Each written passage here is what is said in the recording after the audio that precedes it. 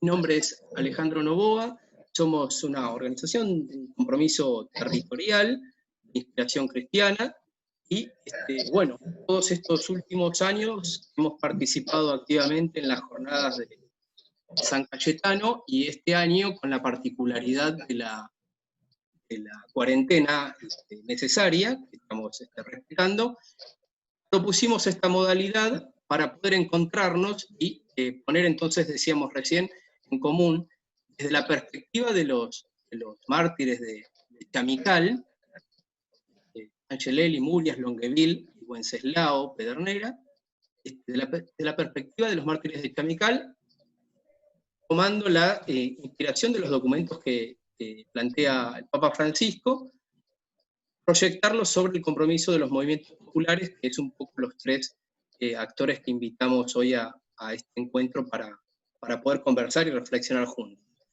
En el primer bloque van a hablar los tres charlistas en ese orden, la doctora Emil Secuda, Pérez Esquivel, luego el Gringo Castro, 15 minutos aproximadamente cada uno, y en un segundo bloque de otros 45 o 50 minutos lo vamos a dejar abierto para las preguntas, para el intercambio, para la construcción colectiva. Inicialmente pedimos, vamos a hacer las preguntas por el chat, y en la medida que lo podamos tener organizado, ir haciendo las preguntas, hacerlas en común y conversarlo desde ahí. Sin más, entonces, Emilce, si querés iniciar vos, yo mientras sigo ingresando la gente que está esperando.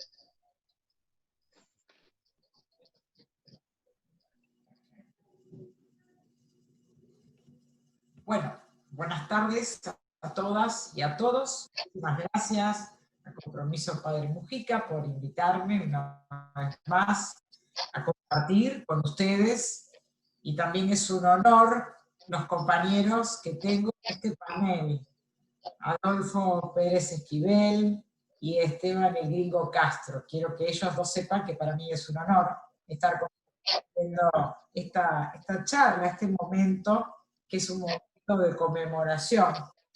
Y a mí me gustaría introducir esta discusión, esta conversación, este momento de homenaje, con dos temas. Uno, el trabajo, no solo porque hoy es el día de San Cayetano, sino por lo que representa San Cayetano para el movimiento de los trabajadores argentinos, y también porque aquellos mártires que estamos homenajeando también defendieron a los trabajadores, y por eso fueron mártires. A mí me gustaría un poco, como teóloga, hacer un aporte desde algo que llamamos la mística popular. La mística popular. Y a mí me gustaría diferenciar la mística de la monástica.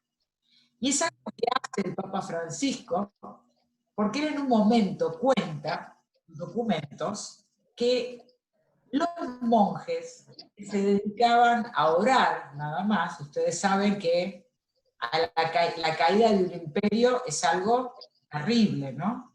Como estamos viendo, la humanidad ya pasó por eso, pasó por periodos de pestes, por periodos de encierro. Las sociedades medievales son muy pequeñas, calles muy estrechas, porque la gente vivió durante décadas encerrada por las pestes. Y esa caída del Imperio Romano, que fue brutal, hizo que comenzara algo que se llamaba el encastelamiento. Es algo así como los barrios privados de hoy, donde se encierran los ricos para que no los ataquen y para estar protegidos, y pensando que ni la peste puede entrar ahí, pero sabemos que entra. En esa época se encerraban en castillos afuera de la ciudad, y los intelectuales se encerraban en monasterios. Y en los monasterios no trabajaban, otros hacían una especie de economía de subsistencia, que es hoy lo que se está practicando para sobrevivir. Y mientras algunos hacían esa economía de subsistencia, otros se dedicaban a leer y a orar. Pero con el tiempo se dieron cuenta que se estaban deshumanizando. Entonces hay una reforma en los monasterios y se incorpora el trabajo. De ahí viene el ora et labora. ¿Por qué incorporan el trabajo? Porque ahí es cuando el pensamiento cristiano hace conciencia que aquello que nos hace seres humanos, o sea, aquello por lo cual realizamos nuestra esencia, lo que llamamos dignidad, es el trabajo. Vale decir que los seres humanos no somos plenamente seres humanos hasta que no trabajamos. Esa es la condición, no es una esencia previa a nuestra actividad creativa, pero el trabajo entendido como una actividad creativa. Es decir, si hay algo que nos hace semejantes a Dios antes que la libertad, es la creatividad. Nuestro Dios es un Dios creador, y a imagen y semejanza de Dios, nosotros también podemos crear. Esa actividad creativa del hombre se llama trabajo.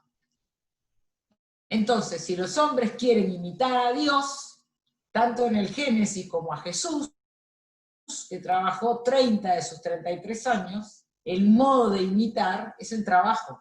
Por eso el trabajo dignifica. Lamentablemente, los nazis lo pusieron a la entrada de sus campos de concentración, porque eso hace el fascismo, ¿verdad? Se apropia de nuestros conceptos y los distorsiona. Pero al margen de esa mentira, el trabajo es el camino para humanizarnos. Durante muchos años hay una imagen de que imitar a Cristo es tener una vida mística. Entonces, acá quiero aclarar la diferencia entre la mística y la monástica.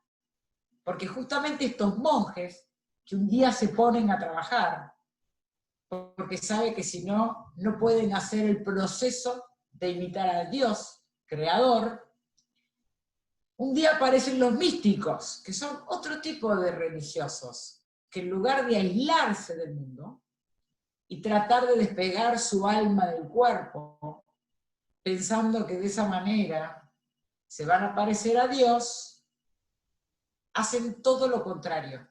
Quieren sentir el cuerpo. Quieren sentir el cuerpo porque saben que el cuerpo tiene un conocimiento, que hay un saber que llega a partir de la sensibilidad. Y eso es la mística. La mística entonces va a salir de los monasterios y se va a mezclar con la vida urbana, que empieza a aparecer cuando estas pestes se frenan, ¿verdad? Entonces estos son los religiosos que empiezan a mezclarse con los trabajadores y empiezan a trabajar en todos los tipos de trabajo que ofrece el campo y sobre todo la ciudad moderna. Y empiezan a hacer concreta esa dignidad que viene del trabajo. Necesitan ese trabajo para sentirse hombres, mujeres, pero trabajo creativo, ¿no? Es la sensibilidad la que me va a despertar esa creatividad, que me va a hacer como dioses. Si ustedes prestan atención, el Papa Francisco en sus documentos, sobre todo en querida Amazonia, donde es muy duro con el sistema, donde llama criminales a los corruptos, a los que roban la dignidad de los trabajadores, de los seres humanos, porque cuando yo le impido a una persona trabajar, le estoy impidiendo la humanidad, porque su humanidad se concreta y se realiza en el trabajo. El Papa los llama criminales. Hay pocos que se han animado a decir públicamente esa palabra. ¿Y por qué es un criminal? Porque impide lo único que realmente hace real y concreta la humanidad, y para los creyentes la imagen de Dios. Y el Papa dice, para modificar eso hay que despertar la sensibilidad. Mucho escuchamos hoy, y estaba comentando esto al comienzo con mis compañeros, de que hay que hacer una transición ecológica. Entonces todos se ponen a hacer cálculos, cuentas ver cómo conseguimos dinero para desarrollar tecnología, pero es mucho más simple y más complicado que eso. Si no desarrollamos la sensibilidad que se siente en el cuerpo, los cuerpos entre cuerpos, en contacto con otro, el habla, el cuerpo me permite hablar, me permite manifestarme. Si no desarrollamos esa sensibilidad, la cosa no va a cambiar. De eso habla querida Amazonia. Pero los místicos, al comienzo, pensaban que para conocer a Dios, ¿no?, la verdad absoluta, el alma se tenía que despegar del cuerpo. Entonces, hasta el día de hoy, hay gente que piensa así y cree que por lo que se llaman prácticas ascéticas, el ascetismo, ¿no?, tratar de llevar a cero mis sentimientos, tratar de anular todo tipo de sensibilidad, tratar de vaciarme totalmente de lo humano hasta poder sentirme como dioses, y si es posible, levitar también. Pero resulta que hay otra, ese estado, si uno llega a ese estado, en términos filosóficos se llama anonadamiento. Es el estado de estar en la nada absoluta. Y los místicos, estos neoplatónicos, hacen grandes esfuerzos. Algunos se pegaban latigazos, no comían, vivían en condiciones horribles de pobreza, se iban a vivir al medio de una piedra para lograr ese estado de anonadamiento donde supuestamente cuando ya no me queda nada, cuando ya perdí el hambre, todo tipo de deseo y todo tipo de ganas de vivir, ahí va a aparecer el ser como dioses. Pero en Latinoamérica empiezan a darse cuenta que hay otra forma de mística, que es lo que se llama la mística popular, que no es la religiosidad popular. La mística popular es cuando los seres humanos llegan a ese estado de anonadamiento, pero no como una práctica sofisticada de la élite. La sociedad los lleva a ese lugar. No tienen que irse al medio del desierto a vivir abajo de una piedra. Viven en la calle.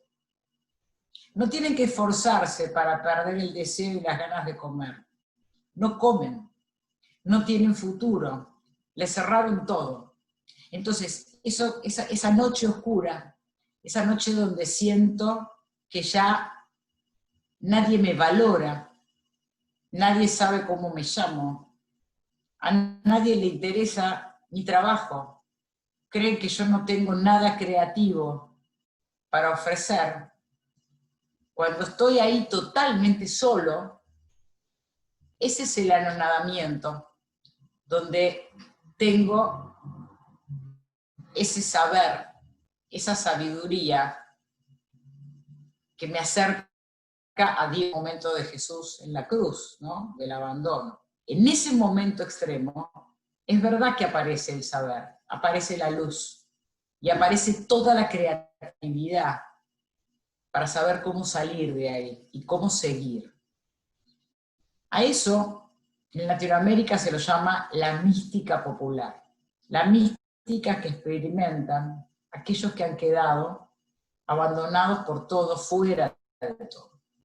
Y yo creo que estos mártires que hoy estamos homenajeando, que han tenido la capacidad de desarrollar esa sensibilidad para dar la vida por gente que ni siquiera conocían, porque estaban arriesgando su vida por situaciones de anonadamiento, de expropiación de tierras, de falta de trabajo, de gente que no conocían. Fueron capaces de sentirlo en su propio cuerpo, de desarrollar esa sensibilidad para salir a luchar y a poner el cuerpo por gente que ni conocían. Por eso el Papa dice que la forma más alta de la caridad es la política, porque justamente la política es dar la vida por quien yo ni siquiera conozco. es la capacidad de ponerme en ese lugar del otro, del anonadamiento. Entonces hay una mística, que es la mística real, que es la que no se practica yéndose a vivir al medio del desierto, ni prendiendo saumerios, ni haciendo dieta. Es el lugar de anonadamiento el que me deja absolutamente solo, una cultura. Y ahí es donde experimento, ahí es donde estoy más cerca de esta imagen de Jesús en la cruz, que finalmente es el hombre Dios, y solo desde ahí aparece un conocimiento, que es un conocimiento creativo, que me da la capacidad de cambiarlo todo. Tanto es así que fíjense que estos místicos populares, que hoy reconocemos como mártires y como santos del pueblo, tienen el apoyo de la gente. Son los que el pueblo recuerda, son los que el pueblo sigue. Y ese es el verdadero test de que realmente lograron ese estado de mística. Y a mí me parece que el pueblo argentino, y sobre todo los trabajadores, que se identifican tanto con estos mártires que nosotros tenemos, algunos reconocidos por la Iglesia, oficial, otros no reconocidos, pero sí por la gente, y están en nuestros altares, son realmente la capacidad que tiene el pueblo, la sensibilidad de ver en ellos también una sensibilidad superior. Entonces, esto es lo que quería compartir con ustedes. Es muy breve, pero creo que es muy profundo, porque si quisiéramos iniciar realmente un cambio, una conversión ecológica, hay que empezar por desarrollar la sensibilidad. Nada va a cambiar con inversiones en desarrollo y tecnología, si no somos capaces de sentir, si no somos capaces de reconocer la actividad del otro como algo valioso, de pagar por ello, de reconocerlo monetariamente. Me parece que nada va a cambiar. Y yo los invito en esta fecha tan especial, que es el Día de San Cayetano, tan simbólica para los argentinos, para los movimientos sociales, porque ahí empiezan sus reclamos, y también en este homenaje a los mártires riojanos, a ver si podemos pensar también como transición ecológica el despertar nuestra sensibilidad, es poder sentir a los otros, es poder no solamente tener compasión por el otro, también festejar con el otro. La fiesta es parte de este mundo, no todo tiene que ser tristeza, también tenemos que poder festejar, también es parte de esa mística la fiesta, y tan importante es la fiesta en el pueblo. Entonces, el ora y labora, ¿no? Trabajar y rezar, tiene que ver con un trabajo creativo, y ese orar tiene que ver en la fiesta, en la alegría. Es otra forma de orar, es festejar la vida, es festejar la naturaleza, es poder ver la belleza cuando sale el sol, cuando cantan los pájaros. Esto parece, quizás suena raro, los políticos no hablan en estos tonos, pero hoy tenemos que hablar así, porque la gente endureció su sensibilidad, y si no hay amor la cosa no va a funcionar. Entonces me parece que junto al reclamo del trabajo también tiene que estar el reclamo de despertar esta sensibilidad y de pensar que se imita a Dios también en el trabajo y también en la creatividad. Gracias. Gracias Emilce. Me queda resonando, nosotros decimos la mística y la mástica, para buscar levantar esos dos aspectos, ¿no? Que también tiene la dimensión de la fiesta y de la sensibilidad. Bueno, entonces gracias por la participación. Le pasamos la palabra a Adolfo para que nos pueda comentar lo que él quiera proponernos en relación a esta fecha de conmemoración de la comunidad de los mártires de Chamical. Adolfo. Buenas tardes a todas y todos. Es una alegría estar con ustedes, que podamos compartir estos momentos. Recordaba muchas cosas. Una de lo que venía diciendo Emilce, ¿no? En realidad los mártires son semillas de vida. no son muertos, son semillas de vida, son aquellos que dieron su vida para dar vida. Yo he conocido varios de ellos en América Latina y me acordaba en este momento de un amigo de caminada en Brasil, está grave, tiene 92 años, un gran poeta, un místico, Pedro Casaldáliga. Pedro en este momento, dicen que tiene una hermana inseparable que se llama Parkinson. No, pero que él lo asume eso con mucho humor también. Y me acordaba también de algo que quiero compartir con ustedes. Juan 23, como Francisco, cuando llegan como papas y quieren abrir las puertas y ventanas de la iglesia para que entre la luz y sacudir el polvo de los siglos, como también tratar de diferenciar las luces y las sombras dentro de la iglesia.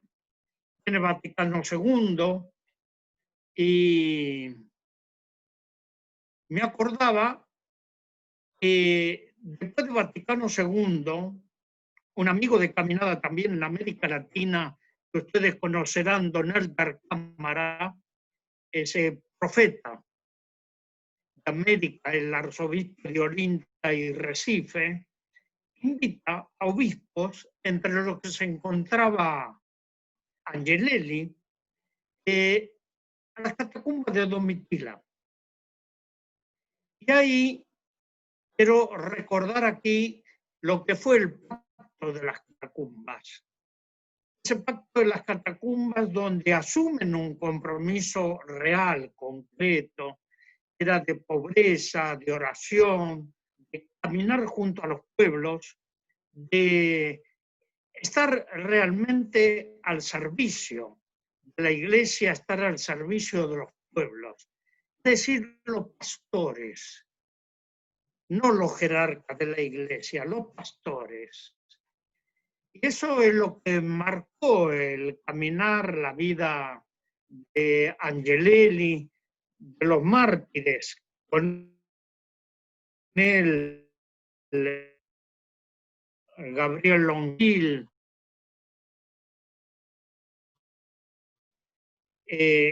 Creo que nos han dejado mucho para caminar, para nuestro espíritu, pero también para nuestro compromiso en la vida. Yo en La Rioja lo acompañé a Angelelli en pocas ocasiones, también a Chilecito, y conversamos mucho sobre lo que pensábamos en América Latina. Y creo que sería bueno revivir, dar fuerza nuevamente a ese pacto de las catacumbas, donde, por mencionar algunos, estaba no solo Angelelli, estaba Fragoso, Antonio Fragoso de Brasil, el cardenal Pablo Evaristo Ars. Había muchísimos de esos obispos que marcaron e hicieron huellas en la vida y en la conciencia de la iglesia latinoamericana.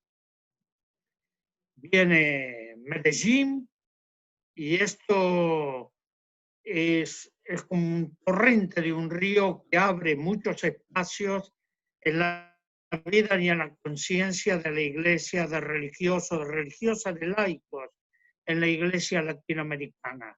Y uno cuando ve el caminar de la iglesia latinoamericana, entre sus luces y sombras hay un gran martirologio. Aquí en Argentina tuvimos también ese martirologio enorme, doloroso, pero también de una siembra fecunda. Creo que esto nos tiene que dar fuerza, nos tiene que dar esperanza también para continuar esos caminos. Angelelli tenía en sí un compromiso junto a los más pobres. Esto que el Papa Francisco siempre insiste y acompaña para desde ahí vivir la fe.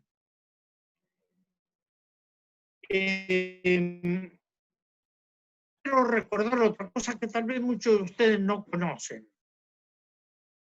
y que es importante de esto, de lo que ha pasado con la Iglesia latinoamericana, un hecho profundo, inédito.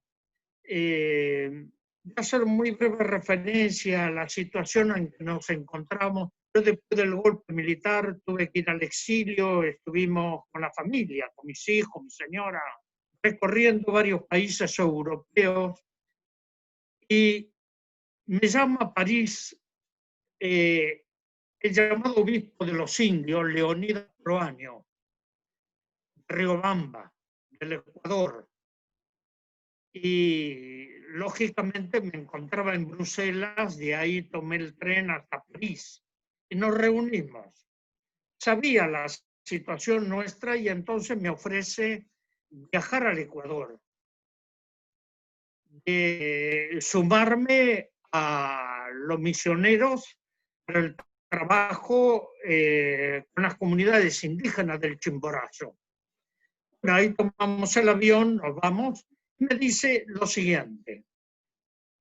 Inspirado en esto, Vaticano II, el pacto de la catacumba, el compromiso con los pobres, dice, vamos a hacer un encuentro en Riobamba, en la Casa de la Santa Cruz, en la montaña, donde estaban invitados dos obispos argentinos. Uno era Enrique Angelelli y el otro Vicente Saspe, el arzobispo de Santa Fe. Me dice, bueno, quédate como uno de los asesores. Estaba ahí, yo estaba con el teólogo Umblem y otros, tratando de preparar las cosas. Y un día estábamos, después de almorzar, yo lavaba los platos y el obispo Proaño los secaba. Así que nos íbamos turnando en la cocina. Y llega una hermana corriendo, muy apurada, y me dice, Monseñor, baje a Riobamba porque tenemos noticias desde Barcelona, no de Argentina, que mataron a un obispo argentino. No se sabe muy bien si lo mataron o es un accidente. Es uno de los obispos que estaba invitado aquí a este encuentro. Dice, ¿y quién es? Porque iban a venir dos. Dice, el obispo de La Rioja, Enrique Angelelli. Bueno, dejamos todo, bajamos a Riobamba y Proaño se comunica a Barcelona y ahí le confirman que todavía no estaba claro. Algunos creían que era un accidente, otra porque Angelelli tuvo muchas amenazas, y le dice, bueno, vamos a esperar. El día 9 llega para el encuentro Vicente Saspe. Bueno, nos reunimos los que estábamos ahí, estaban llegando algunos obispos y religiosos, religiosas, laicos, y oramos en ese momento. Ahí celebramos por Angelelli y por todo lo que estaba pasando en América Latina. Cuando llega Saspe, el día 9, lógicamente todos estamos muy tensos esperando qué pasaba. Saspe dice, mire, todavía aquí las cosas no están claras, porque algunos dicen que fue asesinado por las amenazas.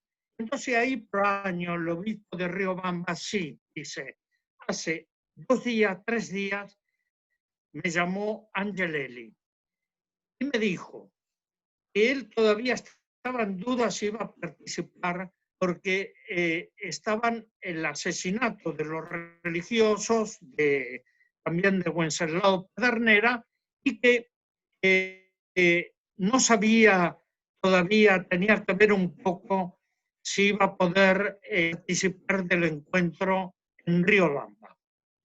Y bueno, tuvimos esa noticia, llega Vicente Sastre, estoy tratando esto de hacer lo más breve posible, pero me parece que como referencia es importante que lo conozcan.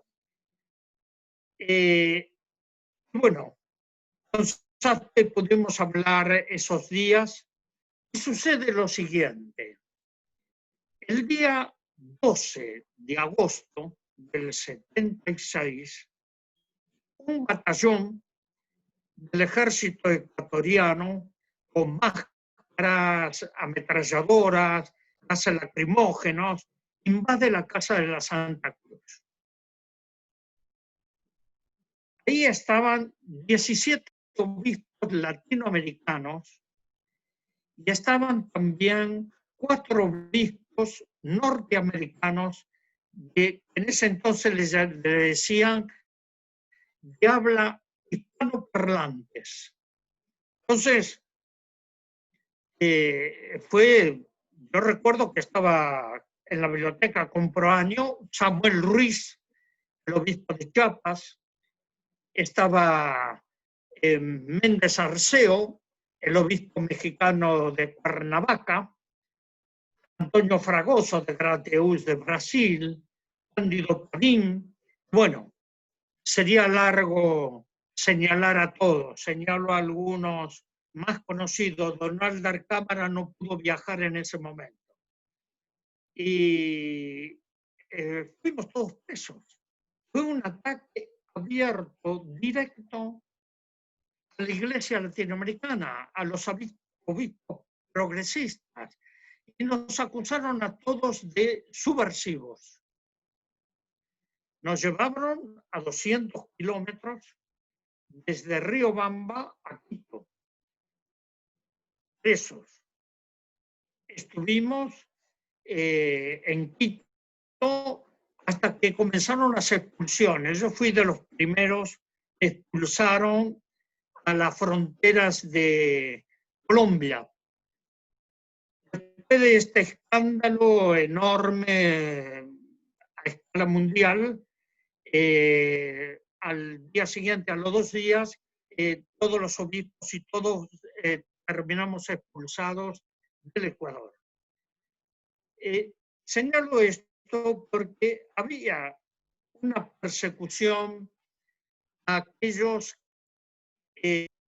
sectores de la Iglesia comprometidas con el pueblo. Pero estaba también todo el desarrollo de la teología de la liberación. Estaba también lo que hacían las comunidades, que muchos dejaron sus lugares donde estaban y fueron a vivir a las favelas, a las villamiserias, a los cantegriles. Yo digo que la miseria de nombres en cada país, pero en todos lados tiene el mismo rostro. Me parece que esto es importante, con otro también, que otro hermano muy querido, estábamos en contacto, era con Monseñor Oscar Romero, en El Salvador. Sabíamos las dificultades que había y sabíamos que venía desarrollándose en contra de la Iglesia comprometida con los pobres. Entonces, hace 2 años estuve en las catacumbas, cada tanto cuando viajo a Roma, lo veo a Francisco y recorro algunos lugares, pero he vuelto a la catacumba de Domitila. Y me asombró mucho, hay una cripta, una capilla tallada en la roca, cuando uno baja a la catacumba, y me encontré con un afiche grande, lo recuerdo bien, de fondo amarillo, con la figura de Angelelli. No sé, pero estaba ahí expuesto en la capilla. El Papa Francisco siempre lo estuvo muy presente y bueno, hoy es parte de todo esto de la conmemoración, del pensamiento, pero Angelelli caminó y fue sembrando en un mundo violento, pero fue sembrando con la palabra de Dios. Esto que en Milce hablaba de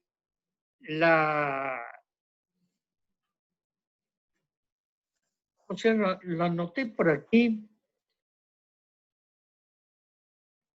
el sentido profundo de la humanidad, el caso de el reencuentro, la vida, el trabajo, el compartir la vida con los pobres, dignificar el trabajo en un momento tan difícil que vivimos hoy, en los altos índices de desempleo y también la lucha que tenemos que hacer sobre la madre tierra.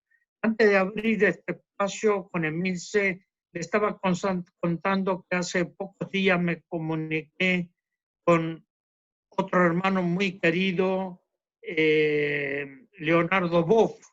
Leonardo Boff decía de que toda esta pandemia, todo esto que nos está ocurriendo hoy, es por el maltrato que el ser humano ha hecho de la madre tierra.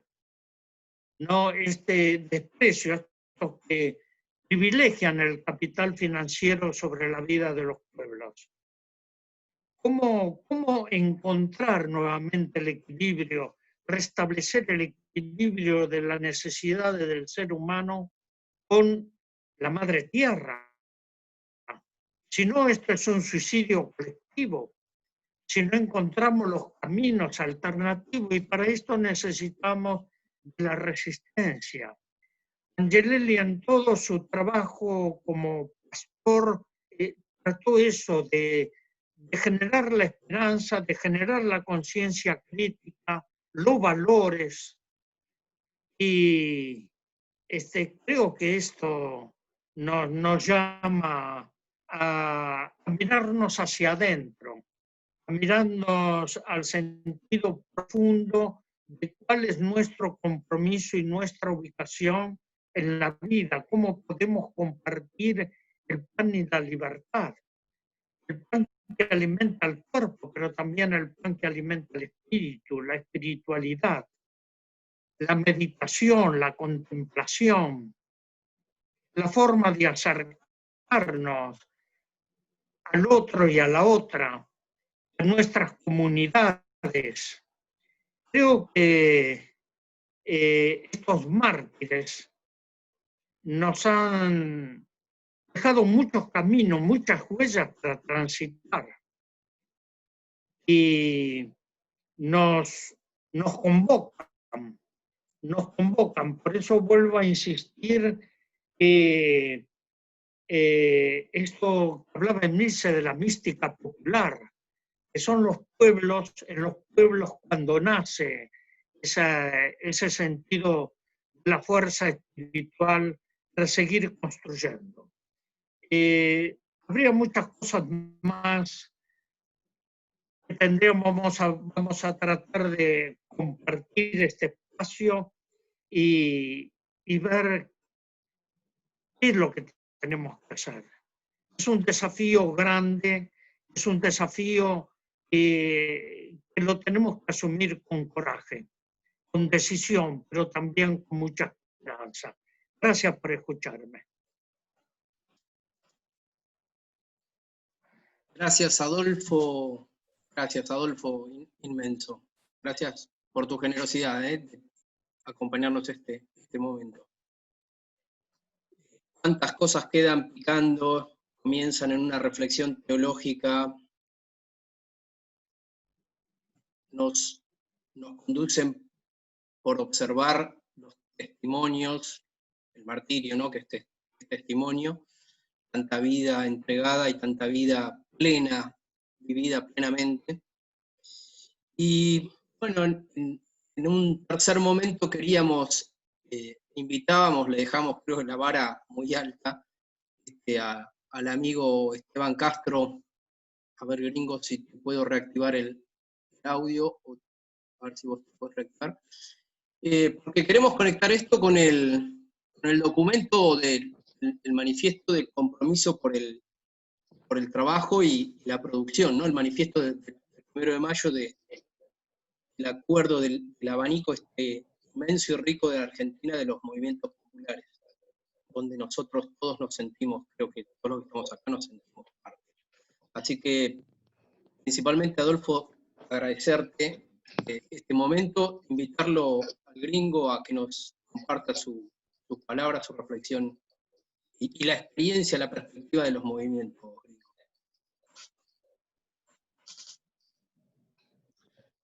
Bueno, sí, sinceramente no sé si estoy a la altura de el nivel de reflexiones que escuché tanto de Milce como de Adolfo. Quiero comentarles que en pleno gobierno de Macri, nosotros sufrimos una represión muy fuerte porque fuimos a una fábrica recuperada que fue tomada por la policía y por sus dueños. Fuimos a retomar la fábrica, fuimos muy reprimidos. Nos metieron presos dineros, sí, la mayoría varones. Y cuando estaba todo perdido, porque habíamos ido a la comisaría, estábamos con un nivel de violencia muy grande, porque sabemos que el gobierno de Macri utilizaba la violencia como contra los movimientos populares, aunque hubo momentos que nunca se supieron. Y Adolfo, esa noche que yo me la veía una pelea donde íbamos a terminar presos todos y con posibilidades de que nos pongan un muerto. Apareció Adolfo con su hijo. El comisario, me acuerdo que al principio no abrían la puerta, cuando abren la puerta lo ven a Adolfo, y el comisario yo sentí que se asustó, y me acuerdo que me dijo un tipo, bueno, me decía gringo el tipo, bueno, gringo, mire, si yo lo voy a sacar rápido a los presos, pero si usted me promete que me va a sacar toda la gente que está acá a 2 cuadras, éramos un montón. Cuando fuimos habíamos ido una cantidad, después se multiplicó la cantidad de compañeros que nos fueron a defender, y nunca lo hice público y nunca lo comenté, no sé, por esas cosas de la vida, así que quiero aprovechar este momento para agradecerle a Adolfo. Y ahí me preguntaba por qué un hombre como Adolfo, Premio Nobel de la Paz, en medio de una represión, sin levantar la voz, asusta a un comisario, ¿no? Que estaba dispuesto a reprimirnos.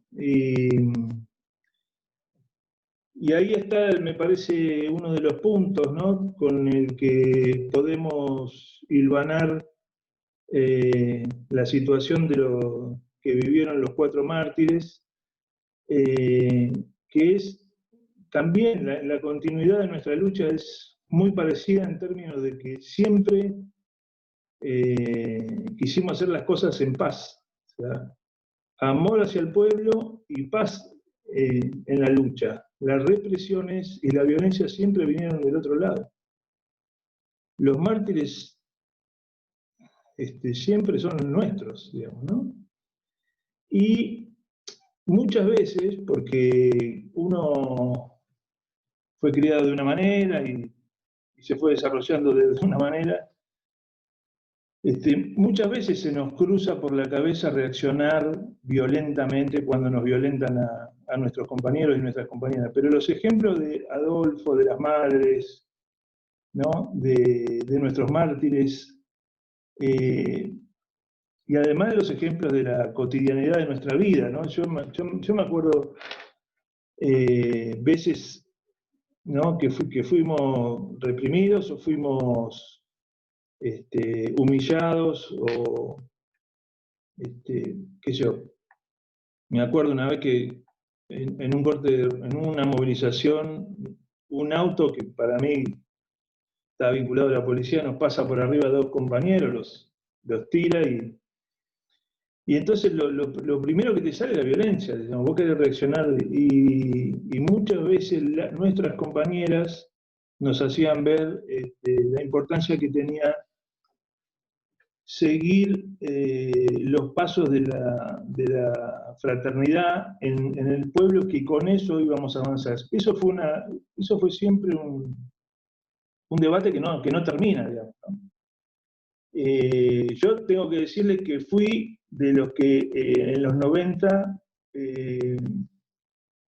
estuve a punto de hacer maldades serias, o por lo menos que se me cruzaban permanentemente por la cabeza porque no podía soportar el nivel de injusticia, de hambre, de falta de laburo, y siempre hubo alguien que me hizo entrar en razones, ¿no? Hoy abrazo la misma causa, de otra manera, con mucha reflexión en ese sentido. No lo tengo saldado, pero a mí me parece que esto debe ser gracias a Dios, a la Virgen, a San Cayetano, al Negro Manuel. Nosotros, un poco tomando estas premisas vinculadas a la paz, el 7 de agosto del 2016, hoy conmemoramos el 5º año de aquel 2016, nosotros pudimos unir a casi todos los movimientos populares. Hubo un acompañamiento de las distintas centrales sindicales, que algunas todavía no estaban del todo sintetizadas en un referente o en una referente. Trajimos todos los símbolos que nuestro pueblo tiene cotidianamente, tiene a diario, y en ese momento, que iba a ser el 7 de agosto del 2016, por un lado, estaba la discusión de porque la propuesta era movilizar de San Cayetano, de la iglesia, ir a pedirle trabajo al Santo Popular de los Trabajadores, recordar las históricas luchas del movimiento obrero enfrentando a la dictadura, y donde San Cayetano tuvo una participación ahí muy importante, la iglesia. Pegar la vuelta e ir a Plaza de Mayo a confrontar un modelo económico como el de Macri, pero sobre todo a plantear que los trabajadores de la economía popular trabajábamos y no teníamos derecho. Que fue por lo mismo que dieron su vida estos 4 mártires. Y ahí en esa caminata se te vienen a la cabeza qué sé yo, infinidad de compañeros y compañeras que ya no estaban, y que muchos de los que ya no estaban habían dado su vida para que nosotros fuéramos más felices. Y en la caminata, me acuerdo que en un tramo vengo caminando con Víctor de Genaro, que me parece que está por acá, y le digo, mirá, no sé si voy a llegar, porque yo pesaba, ahora peso, no sé, 105 kilos, en ese momento pesaba 120. Soy de comer bien, o mal, mejor dicho. Y le digo, no sé si voy a llegar. Y él me dice, vos vas a llegar, porque caminar con el pueblo es muy sanador, ¿no? Es un mensaje muy porque en realidad es ese caminar con el pueblo, el relato, todos nuestros relatos son el caminar con el pueblo, o no, si vos no querés caminar con el pueblo tenés otro relato, pero el relato nuestro está muy, él tiene todo un hilo conductor, ¿qué es eso? Caminar, Angelini hablaba del oído en el pueblo y un oído en el pueblo y otro en el Evangelio. A mí me costó muchos años entenderlo, digamos, porque no estoy formado en la teología. Mi formación no tiene más de 6, 7 años, mi conversión más profunda. Pero la mayoría de los militantes populares, que inclusive renegábamos de un sector de la iglesia durante la dictadura y después, cometimos el error de alejarnos de la palabra de Cristo, alejarnos de la religiosidad popular que practica nuestro pueblo, y hubo algo que nos lo volvió a juntar, digamos, ¿no? que nos volvió a sintetizar.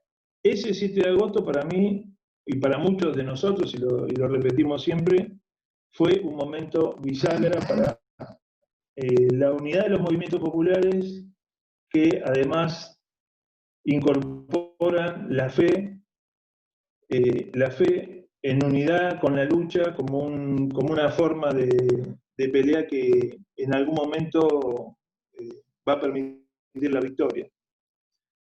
Que la victoria no está planteada tampoco en términos de amigo y enemigo, digamos, sino que la victoria que estamos proponiendo está vinculada a la felicidad del pueblo, a muchas de las cosas que se dijeron, digamos,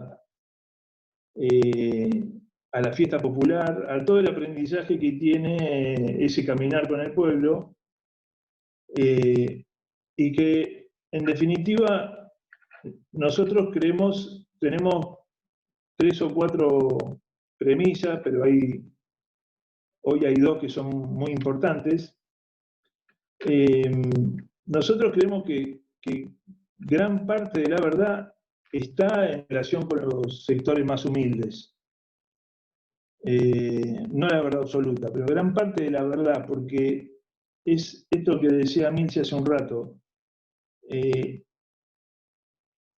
Estar en un barrio, digamos, donde hay necesidades de todo tipo, lo más probable es que lo que te sale es querer ayudar, digamos, es decir, bueno, le pido algo, algún contacto que yo tengo, digamos, resuelvo el problema de la comida trayendo comida, resuelvo el problema. Y sin embargo, lo que hay que hacer es escuchar y aprender, porque ahí está la verdad. La solución está ahí. Hoy está más claro que nunca, digamos. El problema de la alimentación de los más humildes en un estado de pandemia como este, lo resolvieron los más humildes. No lo resolvieron Capital Financiero no puso un mango, algún empresario habrá puesto algo, pero no me pregunten cómo, porque yo sigo recorriendo, pero está ahí, digamos, la solución está ahí, en articulación con un Estado que hoy yo diría que Alberto toma decisiones que están vinculadas al amor al pueblo, como cuidar a su pueblo y decirle vamos a entrar en una cuarentena, aunque sea un poco antes, no importa, vamos a cuidar la vida, y la devolución es tener razón, vamos a respetar la cuarentena, por lo menos todo lo que se pudo. Y entonces el proceso histórico es un proceso de lucha contra las grandes opresiones que hemos vivido, contra los opresores, con los distintos niveles de opresión, y es un proceso muy importante vinculado al amor al pueblo. Hace algún tiempo, la mayoría de nosotros que venimos de distintas experiencias en los movimientos populares y gran parte del movimiento obrero, hemos decidido hacer ese camino. El camino que de alguna forma nos legaron los 4 mártires y tantos otros y tantas otras mártires que dieron su vida de esa forma. Yo no sé hasta dónde va a ser así, pero tengo mucha confianza de que, digamos, hoy en mi vida tengo mucha confianza que ese va a ser el camino, y hay alguien que está alumbrando permanentemente ese camino, que es el Papa Francisco, que bueno, no sé, tiene una enorme lucidez para plantear claramente las cosas que nos hacen bien y que necesitamos. Y este debate es un debate que yo diría que no está saldado, pero que hasta ahora, con esta estrategia, hemos demostrado que es la mejor forma de acumulación política, la mejor forma de construir unidad, y repito, está muy basado en escuchar y en aprender. Tanto los que alguna vez en nuestra vida tomamos la decisión de irnos a vivir a un barrio y aprender y resolver cosas de ahí, aunque al principio no era ese el eje, porque las clases medias tenemos la mala costumbre de creer que sabemos más, pero ha habido mucha experiencia de sectores de clase media comprometidos con los sectores populares que han ido al barrio y han aprendido. Y a mí me parece que hoy los ejemplos de los 4 mártires son los que están motorizando la lucha. No sé si me fui con los minutos, pero lo termino acá. Muchas gracias. Gracias, Gringo. Enorme como siempre. La verdad que salen unos temas que es inabarcable. Bueno, le agradecemos a todas y a todos. Tenemos los 40, 45 minutos que nos habíamos comprometido en el inicio para poder dialogar, ¿no? La idea era poner toda esta riqueza en diálogo, y sigue entrando gente en este horario. Veo por ahí conectados, nos acompañan, y es un honor para nosotros, Carlitos Custer, Víctor de Genaro, que está conectado también ahí. No sé si quieren tomar la palabra y compartirnos alguna reflexión. Vamos a habilitar este segundo momento para el intercambio, ¿no? Nosotros apostamos también la organización y creemos en la construcción colectiva y en la búsqueda colectiva de respuestas y de una transformación necesaria. Necesaria tanto porque lo pide la casa común, que es el planeta, y necesaria porque lo pide la sociedad humana, ¿no? Por encima del 50% de la población nacional, y más agresivamente a nivel mundial, por debajo de las líneas de la pobreza, que es un horror que nos compromete. Tenemos el compromiso de participar y revertirlo. Y sabemos que el compromiso más alto, el gesto más alto, pasa por el compromiso político. Así que, bueno, no sé especialmente si el amigo Carlos Custer o Víctor, que los veía, si quieren activar su micrófono, o los invitamos a todos a pedir la palabra o a dejar su pregunta en el chat para poder continuar conversando un poco esto que se... No se escucha bien, ¿eh?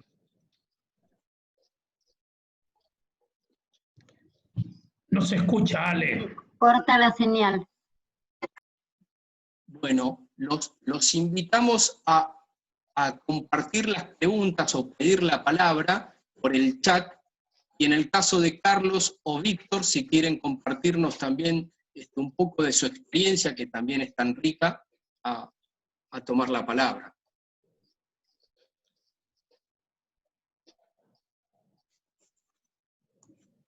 espero que Víctor pueda hacer un aporte.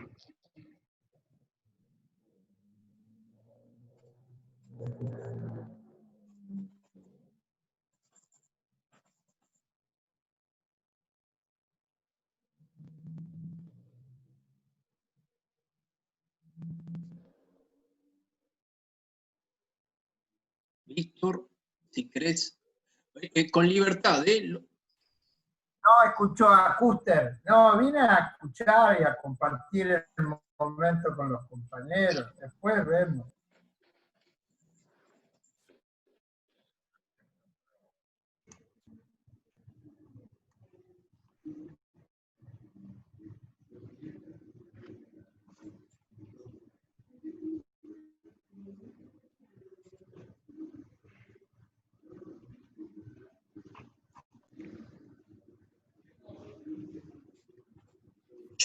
Yo tengo, si no hay otras preguntas, yo tengo una consulta, pero se nos retiró la teóloga. Yo estoy convencido que el encuentro entre sectores de la Iglesia y el movimiento obrero hubo un intercambio de experiencias y hay un sector que salió fuertemente enriquecido de ese intercambio, que es la Iglesia. El movimiento obrero, los que venimos de los sectores cristianos, creo que salimos fortalecidos y con una experiencia que valoramos.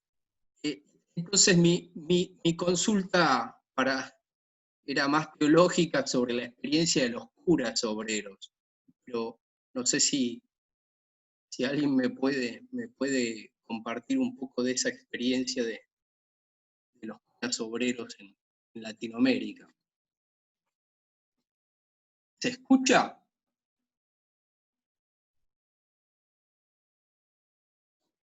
No se entiende bien, sale entrecortado.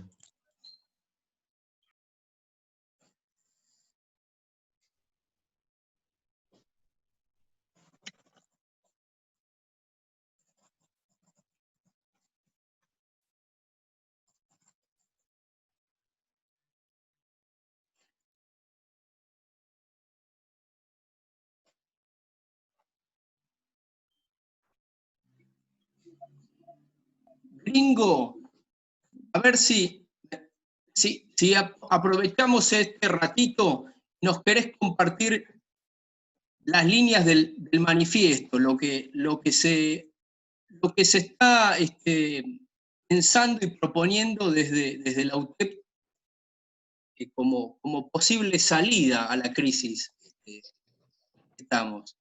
¿Querés compartirnos un poco por ahí?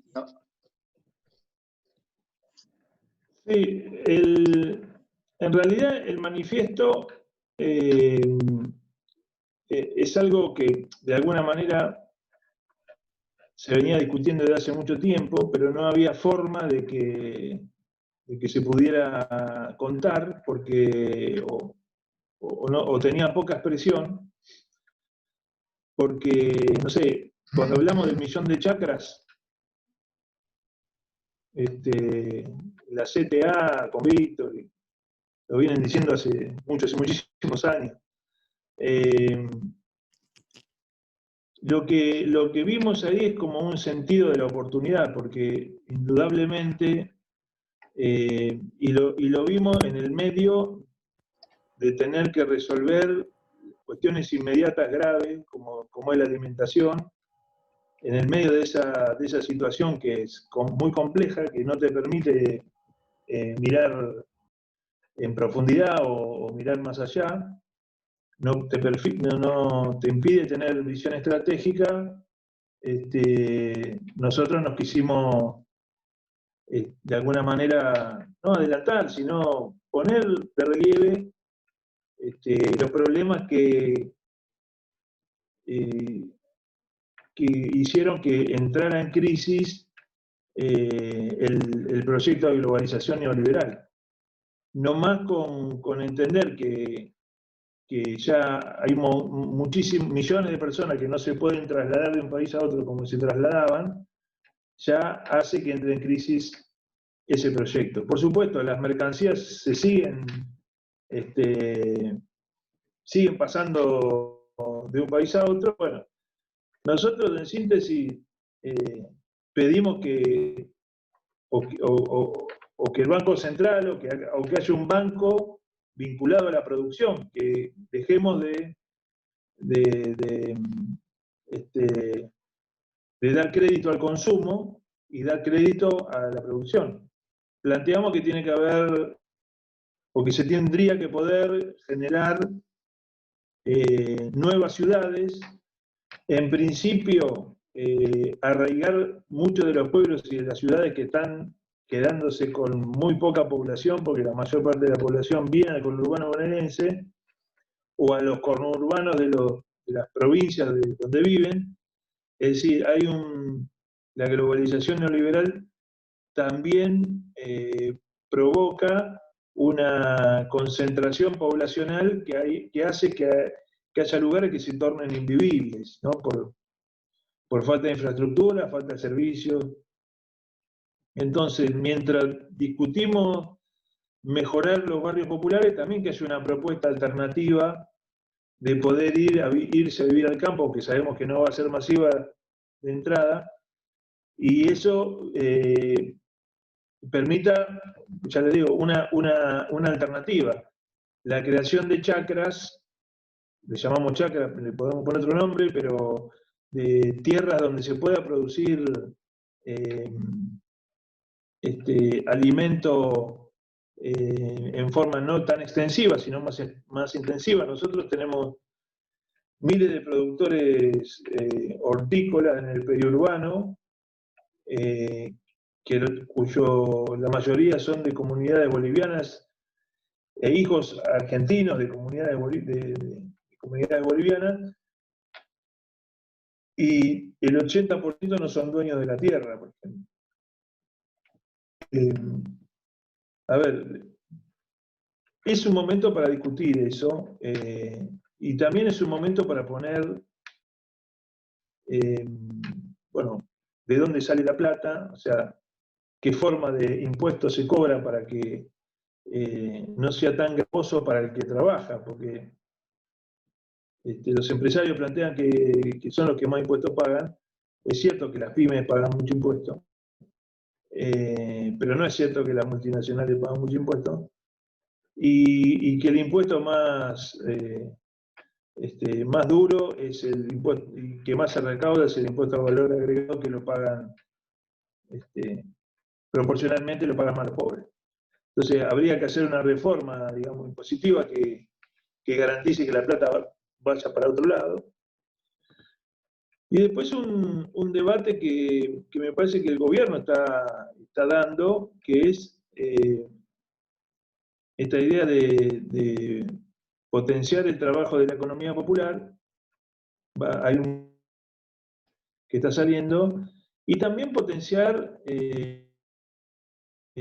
o sea, el mercado interno a través de producción local, y tratar de gastar la menor cantidad de dólares en importaciones, o sea, producir lo que más se pueda acá. Hoy se puede decir y se puede hacer.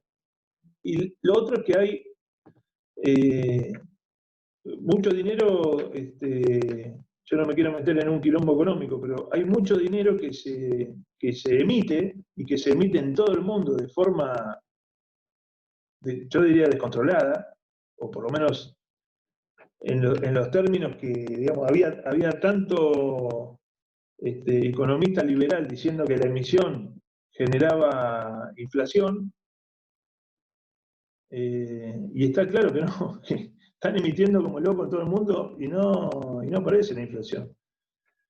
Yo estoy más volcado a pensar que la inflación está generada por la concentración económica. Por lo tanto, el eje del manifiesto es la democratización de la economía, digamos. Es poner en valor el trabajo también que no produce, digamos, porque yo tengo una anécdota que a veces me animo a contar. Creo que fue el 7 de agosto del 2018, o después de la movilización, una movilización importante, yo el otro día me voy a Navarro, porque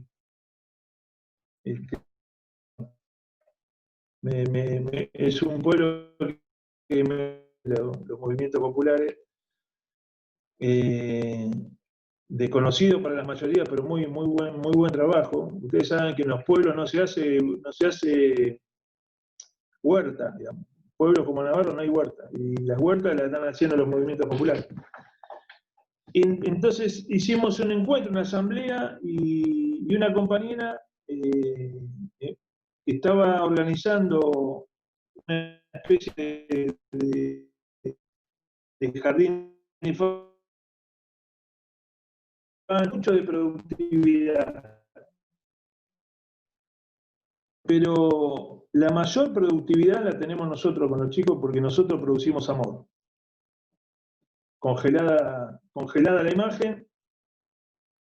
¿Cómo se cuenta, digamos? ¿Dónde contar la productividad esa? No hay manera. Digamos. El discurso de la productividad es un discurso deshumanizante, un poco lo que decía Emilce, ¿no?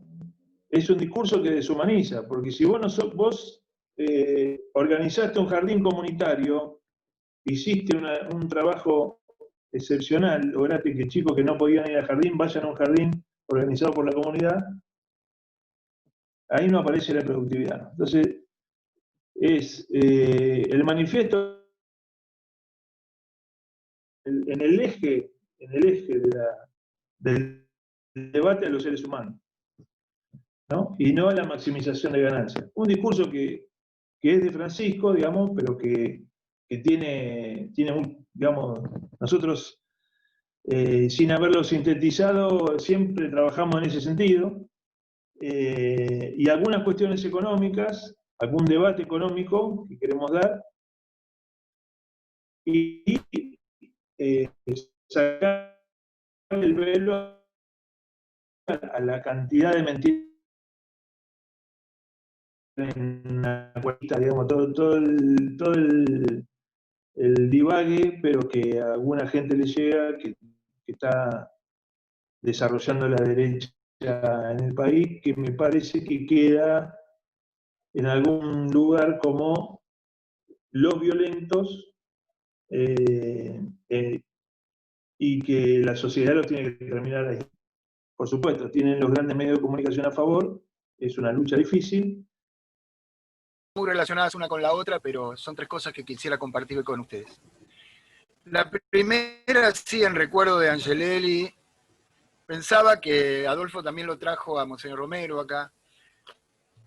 A mí me impresiona de ellos que ellos no eran grandes teóricos, no eran progresistas en sus ideas, para nada, eran más bien conservadores en sus cuestiones. Pero metiéndose, acompañando a la gente pobre, a la gente sencilla, acompañando las caminadas como fueron las luchas, fueron cambiando. Creo que hasta que tuvieron que luchar con sus propios sectores de referencia y fueron abrazando otros, ¿no?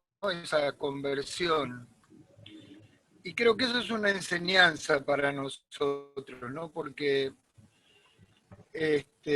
una vez me decía un compañero también sacerdote, me decía, el problema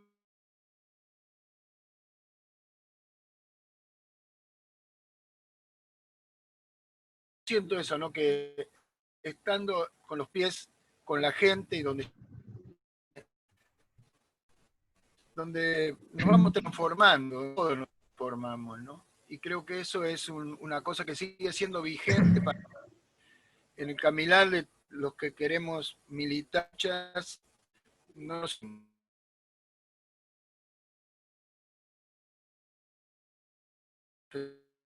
solamente correctas, sino que pongamos nuestros pies también ahí. Así que en ese sentido yo los admiro y los quiero muchísimo a todo el grupo que está peleando desde la UTEP y de la CETEP, y para mí son unos maestros el gringo está no tantas ideas para decir, cuántas cosas que decís no es lo importante. Bueno,